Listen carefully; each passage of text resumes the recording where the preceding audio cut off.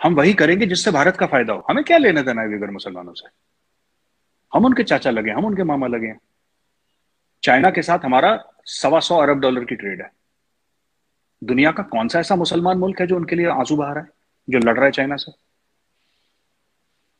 हम चाइना से अपने मैटर सॉर्ट आउट कर। देखिए मैं आपको बताता हूं, श्री नरेंद्र मोदी जी जो हैं वो भारत के प्रधानमंत्री हैं, वो चाइना के प्रधानमंत्री नहीं है। वो वो किसी मुस्लिम कंट्री के प्रधानमंत्री नहीं है, वो भारत के प्रधानमंत्री हैं। भारत को अगर लगेगा कि वीगर मुसलमानों का मामला उठाने से भारत को फायदा है तो भारत उठाएगा। अगर भारत को लगेगा उसके फायदे में नहीं तो भारत नहीं उठाएगा। It's very, this is how foreign policy works. मुझे नहीं पता पाकिस्तान में इतना क्यों कंफ्यूजन है इस चीज में, कि आप इस तरफ वहां पे तो मुझे लगता है पर्सनैलिटी बेस्ड बड़ा मामला है, कि पर्सनल लाइक्स एंड डिसलाइक्स का बड़ा मामला है, कि कि ये है, ये है। हम नहीं करेंगे वीगर मुसलमानों का। जब हमें ठीक लगेगा तब हम वीगर मुसलमानों की बात कर लेंगे। जिस दिन कश्मीर पे मुंह खोला चाइना ने, इधर अच्छा। यहाँ पे वीगर मुसलमानों का एम्बेसी खुल जाएगा नई दिल्ली में। जिस दिन कश्मीर पे मुंह खोला, वो कहा नहीं कहता। भारत के साथ रिलेशनशिप पाकिस्तान ने खराब करे, भारत ने खराब नहीं करे। आप किताबें पढ़िए। 19 मैं आपको भेजता हूं वो किताब, मेरे पास पीडीएफ पड़ी है, मैं आपको व्हाट्सएप कर दूंगा आलिया जी। पाकिस्तानी जनरल अकबर खान, जनरल अकबर खान लिखता है कि मैंने फौजें भेजी थी भारत के अंदर 1947-48 कश्मीर के अंदर।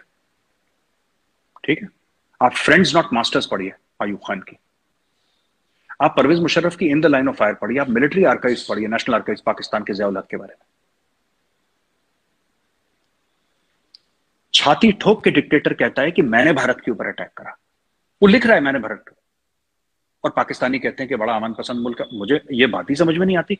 आपका जो प्रेसिडेंट है उस वक्त और जो आर्मी चीफ है वो कह रहा है मैंने भारत के ऊपर अटैक करा, और पाकिस्तानी कहते हैं कि हमसे ज्यादा अमन पसंद मुल्क कोई है ही नहीं, हम तो करते ही नहीं, भारत ही हमें परेशान करता रहता है। आयुब खान खुद कह रहा है। परवेज मुशर्रफ कह रहा है कि मैंने कारगिल पे अटैक करवाया। परवेज मुशर्रफ कह रहा है कि मैं एक दिन लाइन ऑफ कंट्रोल पार करके इंडिया में रहकर आया अपने ट्रूप्स के साथ, मेरे नदर्न लाइट इन्फेंट्री के ट्रूप्स थे। कोई इंडियन जनरल नहीं है, ये पाकिस्तानी प्रेसिडेंट रह चुका है आदमी, ये पाकिस्तान का आर्मी चीफ रह चुका है। वो कह रहा है कि मैंने लड़ाई लड़वाई। ऑपरेशन जिब्राल्टर क्या था 1965 का, आप पढ़ लीजिए उसके बारे में। और पाकिस्तानी पाकिस्तानी जनरल्स की किताब पढ़िए, हमें छोड़ दीजिए। हम जो कह रहे हैं what we are saying is not important. अब पाकिस्तानी जनरल्स खुद बोल रहे हैं कि जी हमने हमने बोला कि हम ये कर देंगे वो कर देंगे, हमने वहां पर अटैक लॉन्च कर दिया इंडिया के ऊपर, बड़ा मजा आया यार, हमने इतने काफिरों को मारा। अब फिर इंडिया बदमाश हो जाता है। तो अब देखिए बात यह है ना कि कश्मीर में बहुत पाकिस्तान का इंटरफेरेंस है। ये जो फ्रीडम फाइटर कश्मीरी कहते हैं ना पाकिस्तानी की फ्रीडम फाइटर, ये कुछ नहीं है, चोर उचक्के हैं, क्रिमिनल्स हैं ये। और उनको मार मार के हमारी सिक्योरिटी फोर्स ने दुम्बा बना दिया इनका। ठीक है, अब ये बिल्कुल शांत हो गए हैं। और मैं आपको एक और चीज बताता हूं, आज की तारीख पाकिस्तान ये कहता था कि नहीं ये फ्रीडम फाइटर है, आज भी फ्रीडम फाइटर ही कहते हैं पाकिस्तान में। अगर ये फ्रीडम फाइटर हैं तो फिर आपने हाफिज सईद को जेल में क्यों डाल रखा है? तो फ्रीडम फाइटर है, उसको तो ऐवान सदर में बैठना चाहिए, इतना बड़ा आदमी है तो उसको जेल में क्यों डाला? आपको पता है पाकिस्तानी स्टेट ने 3 एफआईआर फाइल कर रखे हैं 26/11 के पाकिस्तानी कोर्ट्स में। पाकिस्तानी स्टेट ने फाइल कर रखे हैं एफआईआर, क्योंकि पाकिस्तानी स्टेट मानता है कि पाकिस्तान 26/11 में मुलविस था। पर इंडिया खराब है। इंटेंट और कैपेबिलिटी, इंटेंट यानी कि आपकी नीयत, और कैपेबिलिटी यानी कि आपकी काबिलियत। पाकिस्तान का आज की तारीख में इंटेंट तो है लेकिन कैपेबिलिटी नहीं है। जिस दिन कैपेबिलिटी बन गई ना, इंटेंट तो रातों रात बदल जाता है। आज की तारीख में लाइन ऑफ कंट्रोल शांत है, पिछले 2-2.5 साल से शांत है। पाकिस्तान को जो भी प्रॉब्लम हो रही है वेस्टर्न बॉर्डर्स में हो रही है। एक जमाने में बोल दिया कि साहब यहाँ पे 24-25 कॉन्सुलेट्स हैं इंडिया के और एम्बेसी है, और वहां पे टीटीपी आती है और इंडिया फंड करता है और रॉ के लोग हैं फलाना ढिमका दुनिया भर के। अब तो नहीं है वो, लेकिन फिर भी खुद का पाला हुआ बनाया हुआ तालिबान इनके खिलाफ हो गया। ऐसे ही। मेरा ये कहने का मतलब है अली जी कि आप इसको ना थोड़े से अलग तरीके से देखिए। आज की तारीख में पाकिस्तान में इकोनॉमिक क्राइसिस आ रखा है, पॉलिटिकल अनसर्टेनिटी है। जिस दिन अमेरिका को दोबारा अफगानिस्तान में जाना हुआ, जिस दिन अमेरिका कहेगा कि हमें दोबारा अफगानिस्तान में जाना है और ये लो $10 बिलियन का चेक, कश्मीर में दोबारा टेररिज्म शुरू हो जाएगी। Kashmir is directly related to Afghanistan and the west's interests in Afghanistan. This is part of the great game. Pakistan अगर आज अमन की बात कर रहा है तो इसलिए नहीं कर रहा क्योंकि उनके दिल में अमन है। आज इसलिए अमन की बात कर रहा है क्योंकि आज पाकिस्तान कुछ कर नहीं सकता। जिस दिन पाकिस्तान में कैपेबिलिटी आ गई, ये लश्कर और जैश वाले दोबारा दंदनाते फिरेंगे कश्मीर में, लोगों को मारेंगे। This India knows very well. ये हो चुका है पास्ट में, हमें पता है। देखिए, हम इतिहास को लेकर बैठे नहीं है कि हमारा माजी खून खराबे वाला रहा तो हर समय, ऐसा नहीं है। यानी मेरी आप इस एजम्पशन पे आप ताल्लुकात बेहतर नहीं करेंगे। हाँ, इसको इस तरह लें। यस, यही सच है। ये जो अजम्पशन है हमारा इंटेंट और कैपेबिलिटी वाला, इस अजम्पशन पे ताल्लुकात खत्म हो रखे हैं। ये आपने बिल्कुल जिसको कहते हैं, you hit the nail on the head. It is this assumption that Pakistan आज की तारीख में पाकिस्तान अमन नहीं चाहता। अमन पाकिस्तान की आज की तारीख में मजबूरी है क्योंकि पैसा नहीं है, पॉलिटिकल इंस्टेबिलिटी है, इकोनॉमिक कोलैप्स के कगार पे खड़ा है पाकिस्तान। जिस दिन अमेरिका ने $10 बिलियन का चेक काट दिया और अफगानिस्तान में अमेरिका आ रहा, उस दिन फिर लश्कर जैश क्यों डाला आपने? भारत तो कब से कह रहा है आपको 26/11 कब हुआ था? 26/11 से भारत क्या कह रहा है? आप खुद सोचिए। भारत तो यही कह रहा है ना कि हाफिज सईद ने कराया, हाफिज सईद ने कराया, हाफिज सईद ने कराया। हाफिज सईद को तो आपने पिछले साल जेल में डाला है, आई थिंक इस साल की शुरुआत में जेल में डाला। इतने साल क्यों नहीं डाला जेल में? क्योंकि एफएटीएफ में पाकिस्तान चला गया।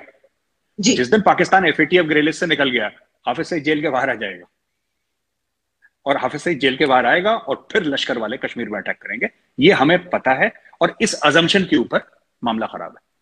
कश्मीर में सिर्फ एक मुल्क इंटरेस्टेड है, वो है Pakistan. There is no other country in the world. Turkey वर्की को हमने समझा दिया अच्छी तरीके से, एर्दोगान समझ गया, he is become a good boy, अब स्वीट बॉय बन गया, वो चुपचाप बैठा हुआ है वहां पे। और जो महातीर मोहम्मद था मलेशिया वाला, उसको भी समझा दिया, वो भी समझ के चुपचाप रिटायरमेंट ले ली, वो घर चला गया। तो वो पता नहीं दुनिया में है कि नहीं, I don't know, but that matter is sorted out Malaysia also. तो किसी को भी इंटरेस्ट नहीं है जिहाद विहाद में।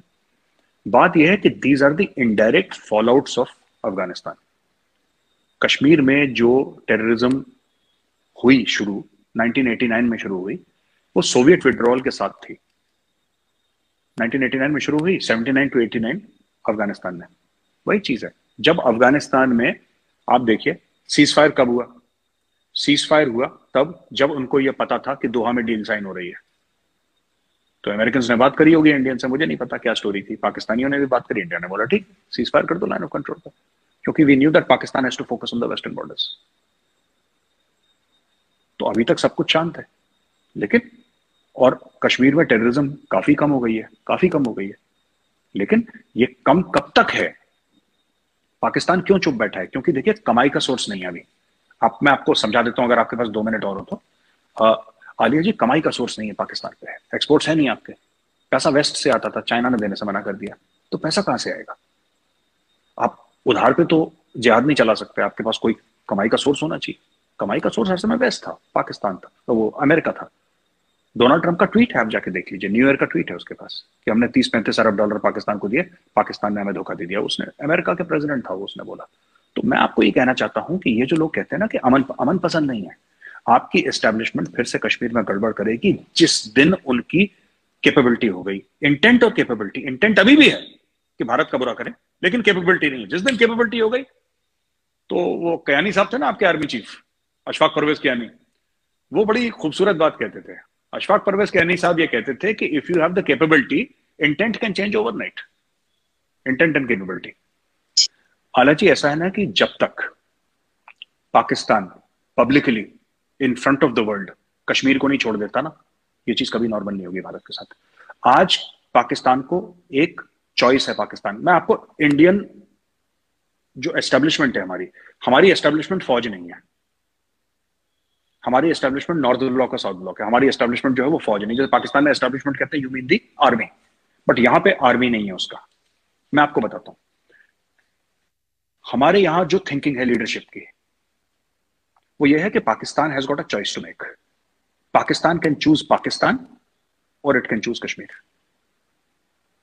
अब पाकिस्तान इस नहज पे खड़ा है कि आपको चूज करना है। देखिए बात यह है कि जब तक पाकिस्तान कश्मीर कश्मीर कश्मीर करता रहेगा, यहां से एक शब्द हम लोग यूज करते हैं, वर्ड यूज करते हैं इंडिया में, पता नहीं पाकिस्तान में भी, किसी भी चीज की चूड़ियां टाइट होती है ना, आपने सुना है इसकी पाइप की चूड़ियां टाइट करना, वो इंडिया करता रहेगा। मैं आपको बताता हूं कैसे। मैं आपको ये भी बता देता हूं इंडिया कैसे करता है। आपको आईएमएफ से लोन मिलेगा, लेकिन 1 महीने बाद मिलेगा। लोन जरूर मिलेगा आपको, उस 1 महीने में आपका कैश फ्लो तितर बितर हो जाएगा, क्योंकि इनफ्लो नहीं है।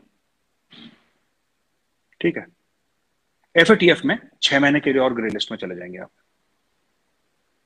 इंडिया ये करता रहेगा करता रहेगा करता रहेगा। आप और कश्मीर कश्मीर बोलिए, शहबाज शरीफ एक बार कश्मीर बोलेगा 6 महीने ग्रे लिस्ट। ये चलता रहेगा and entire country of 22 crore people will suffer because of Kashmir. तो अब पाकिस्तान को ये सोचना है कि कश्मीर के चलते क्या पूरे मुल्क को कुर्बान करना है या बेहतरी की ओर ले जाना है। बिकॉज मैं बताता हूं, जो मोदी जी है ना, ये नहीं होगा। मैं आपको बड़े कड़वी बात है, लेकिन मैं आपको फ्रैंकली बता रहा हूं जो हो रहा है, क्योंकि मैं तो थिंक टैंक्स वालों के साथ दिन भर घूमता रहता हूं। आज भी मैं उन्हीं के साथ था पूरे दिन। I spend the entire day with the think tank people. So I am telling you this is India stated. वो मुंह पे नहीं बोलेंगे, लेकिन बात यही है। जितना पाकिस्तान कश्मीर बोलेगा, उतना चूड़ियां टाइट होती रहेंगी यहाँ पे।